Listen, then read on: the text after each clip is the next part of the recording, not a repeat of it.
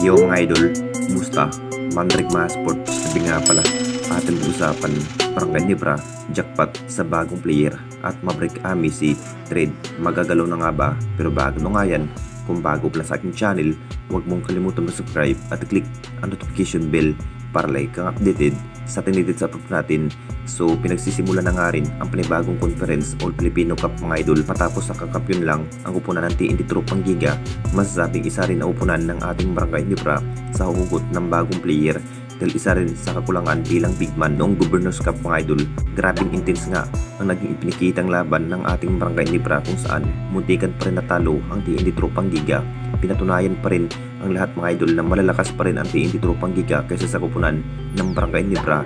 Ito na nga ba ang inihintay ng lahat kung ano ang magiging dapat gawin ng ating Jinkies? Possible kukunin na nga ba ang nasabing big man na si Kinmat Carreño mga idol? Alam na nating lahat, marami pa rin ang nagsasabi posibleng isa rin si Kinmat Carreño sa Madrid asset ng T-Rapper Magic. Ito rin ang dahilan kung bakit bibitawan si Kinmat Carreño. Plano sana ng ating Barangay Nebra na mapupunta sa kamay ni Coach Tim ang nasabing big man. Kapag desisyon pa rin ang SMC na mapupunta si Kinmat Carreño sa poder ng Barangay Nebra, maraming magugulat dito kung sang-ayon nga si Kinmat Carreño sa pag-offer nga ng Jinkies. Mapaplakas na nga ba ang magiging chemistry ng ating Barangay Nebra? Kung matutuloy si Kinmat Carreño, mainit pa rin ang hinipra dito mga idol sa naging big factor sa pagkatalo nga sa finals kontra TNT Tropang Giga. Talaga nga hanap pa rin ng bagong matatangkad na player para sa All Filipino Cup. Pinagsisikapan pa rin ang hinipra na naman ang magkakampiyon sa ating liga kung matutuloy si Kinmat Carreño. At dito na naman tayo sa isa pa nating balita, Maverick Amici trade. Magagalaw na nga ba?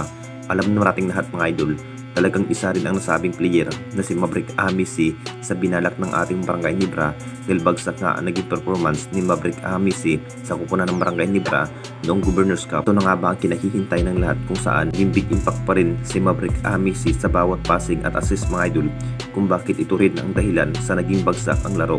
Kung ipanalo sana sa naging bawat laban ng ating Barangay Nebra kontra TNT Tropang Giga, hindi sana makakaabot ang Jinkies. Iiba ang magiging lineup ngayong All Filipino Cup. Balak na rin ng Nebra management na bibitawan ang nasabing player na si Maverick Amici. Ang plano na rin possible sa kupunan ng Phoenix LPG nga ang kanyang bagsak dahil isa rin ang kupunan ng Phoenix LPG mga idol sa interesado kay Maverick Amici.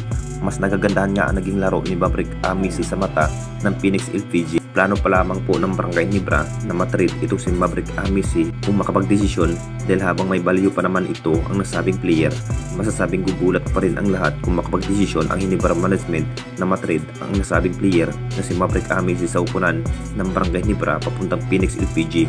Anong masasabi ninyo mga idol tungkol sa ating video?